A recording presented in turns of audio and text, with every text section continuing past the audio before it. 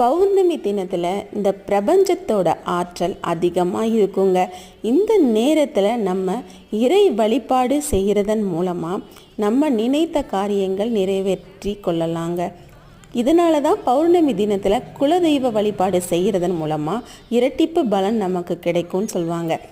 பௌர்ணமி தினத்தில் 9 பௌர்ணமியில் பைரவர் ஆலயத்திற்கு சென்று 9 மாதம் வரக்கூடிய பௌர்ணமியில் பைரவரின் வலது கைக்கு கீழ்ப்புறம் கிழக்கு நோக்கியவாறு விளக்கெண்ணெயால் ஒரு அகலில் தீபம் ஏற்றி வழிபட நீங்கள் நினைத்த காரியம் 9 பௌர்ணமிக்குள்ளேயே நிறைவேறுங்க.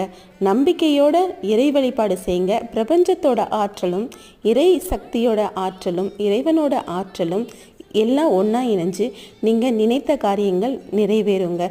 நம்பிக்கையோடு செயல்படுங்க. நல்ல பலன் கிடைக்குங்க. இறையருளால் எல்லாமே நடக்கும்.